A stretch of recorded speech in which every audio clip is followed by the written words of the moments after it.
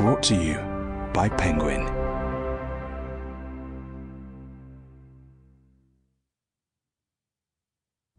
Down Among the Women by Fay Weldon, with a foreword written by Jenny Colgan, read by Tamryn, Payne and Charlotte Davey. Disclaimer. This book is a child of 1971 and may contain language or depictions that some listeners might find outdated today. Our general approach is to leave the book as the author wrote it. We encourage listeners to consider the work critically and in its historical and social context. Foreword by Jenny Colgan. I have never drunk the famous tequila with the worm in the bottom of it, but I imagine it is not entirely unlike the experience of reading this book. Sharp, biting, with the sense of something utterly hideous lurking underneath it all. That's Down Among the Women. It's bracing, muscular, funny, and for a book over 50 years old, the freshness of the prose feels like it was written yesterday. Fay Weldon was, you never forget, a superior craftswoman, her trade honed in advertising. The milling voices of the young women we follow over 20 years, Scarlet, Emma, Helen, Jocelyn and Sylvia, never gets mixed up or jar. The contemporary novels it most resembles, with its jostling chorus desperate to tell you how terrible things are, is, oddly enough, Hilary Mantel's Beyond Black or George Saunders' Lincoln in the Bardo. A cluster of anguished shouts into the void when they feel nobody might ever listen. But in fact, someone was listening, and Weldon makes us listen in our turn. Down Among the Women was written in the 1970s, but is describing the world of Weldon's own youth, the 1950s, and boy does she have a lot to tell us. From the routine domestic violence the women more or less expect, the lack of contraception, the strange, desperate, war-scarred men, a barely nascent welfare state and the hideous, all-encompassing punishment, only for women, for having children out of wedlock.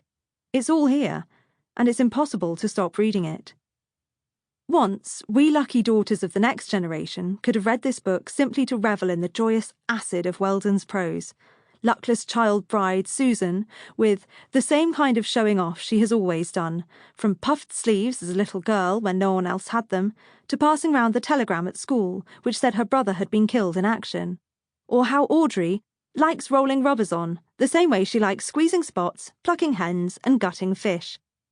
These days, however, in the shadow of a growing men's movement that romanticises this precise era, we can't afford to be too complacent. The world within these pages is precisely what a lot of people, not just men, want us to return to. Desperate, loveless marriages Jordan Peterson would undoubtedly approve of, otherwise blame, shame and impoverishment for women, even as Wanda, Scarlet's divorced and ruined, yet strongly defiant mother, has to carry her own squares of linoleum from grubby rental to grubby rental. Even the main desperate tragedy of the book can be traced directly back to men on a macro, not an intimate scale, when they try and bend the entire world to their ends. Weldon tackles the horrors of war with characteristic verve. Let us praise, she laments, truckloads of young Cairo girls, ferried in for the use of the troops, crammed into catacombs beneath the desert floor. Where are their post-war treats, their grants, their demob suits, their cheering crowds? Lost to syphilis, death or drudgery, those other girls scooped up from all the great cities, Cairo, Saigon, Berlin, Rome. Where are their memorials? Let us now raise a monument in the heart of the London Stock Exchange. Let us call it the Tomb of the Unknown Whore. Let the Queen pay homage once a year. Whose side is she on, anyway? This makes the book sound like a downer. It isn't. It is often gleefully naughty. Susan's mother is summed up wickedly in a single paragraph and never even gets her own name. She cared that her children should reflect credit on her. She did not care for her children. She did not care for her husband. She did not care for life itself.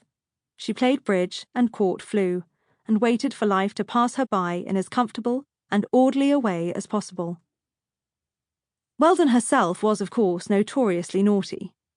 She loved nothing more than winding people up. The fact that she was still being outrageous up to her late 80s was in itself glorious. She had figured out that the quickest way to get in the papers when... Sample complete. Ready to continue?